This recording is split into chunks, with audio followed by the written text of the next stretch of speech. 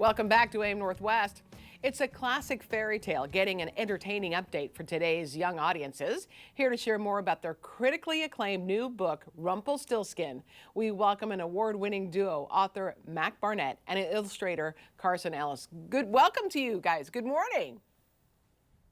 Hi, good morning. Thanks for having us on. Good morning. Good morning. Okay, Mac, your first fairy tale book, reworked edition, was The Three Billy Goats Gruff. Why take Rumpelstiltskin on now? Why that? I've always loved fairy tales, but this is one of my favorites. I love Rumpelstiltskin. It has so much what I love about fairy tales. We got magic, villains, heroes, kings, queens, impossible tests, riddles. I just love this stuff, and I think Carson and I both wanted to make a version of this very old story that was fun to share with a new generation, like fun for adults to read out loud and enjoyable for kids to hear. And Carson, what was it like creating art, this incredible art? Because you do great work for Rumpelstiltskin. Were there any challenges for you? Yeah, there were a few challenges. It was really lovely to make this art and to work with Mac, who is my very old friend. So it was fun to collaborate with him. And I would say the biggest challenge with this book was that the book has so many different moods. There's very solemn moments and sad moments, and scary moments. And then there's also parts that are super funny. So it's kind of hard to figure out a visual approach to that works for all of those different moods and moments in the book. But I'm pretty happy with the way it came out. It just took a little kind of, experimentation. Do you guys, you collaborate clearly, but do you do it in a way one will say, like Carson, you might say, what do you think about this illustration for this scene?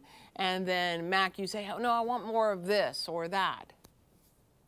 We do talk when we're working, and that's really unusual, actually. Most of the time, if you see a picture book that is written and illustrated by two different people, the author and the illustrator did not talk while making the book. Because we're not supposed to.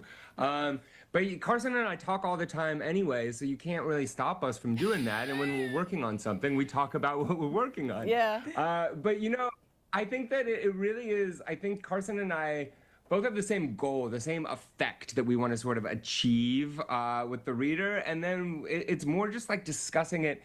It's not like make it more like this or this, but just like we talk with each other and be like, is this doing what we want? And it looks like we're both sort of like looking at a puzzle trying to solve it. Yeah, we'll be texting and I'll say, well, here's one idea of how this page turn could work, but I'm also considering this, which do you think works better?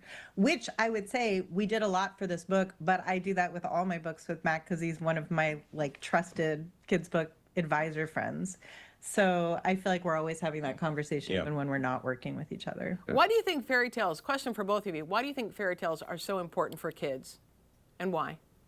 I think if we want kids to love reading, to love books, we have to tell them good stories that they enjoy. And fairy tales are some of the best stories humans have come up with. They're time tested. They have just accumulated all of this wisdom and truth and humor and energy. And we just need to give kids stories they love. And I think a lot of kids love fairy tales, and that's a good enough reason to tell them for me.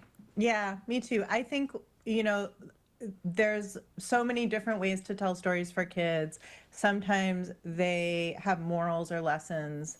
Sometimes they have role models that you're meant to look up to and emulate. But sometimes they're just entertaining. And to me, it's so important that kids, just like grown-ups, get to read for entertainment. Right. That they love reading, not just for edification and for learning, that they should also just read for and get a great revenge tale like Rumpelstiltskin. Yeah. What do you consider your favorite scene in the book? Oh, that's a great question. I think my favorite scene is one of the few departures I made from the original story. The queen has to guess Rumpelstiltskin's name, and she guesses every name that she knows. So she thinks that it's over, that this strange little man is going to come and take her son. And she goes out into the forest where she grew up and visits the cottage where she grew up, and sort of looks in the window at her dad working at the mill. but doesn't knock on the door. And, you know, the dad in this story, he sets everything in motion by telling this lie that his daughter can spin straw into gold. So finding that moment, that sort of, like Carson said, solemn moment in the forest to look at that relationship. We're very proud of that spread. Yeah, agreed. I love it. I also love that, you know, she has to deal with these successively more gigantic piles of straw that need to be spun into gold as the story goes on. So I love the third room where the pile of straw is like 3 stories high and she's just this little tiny figure next to it.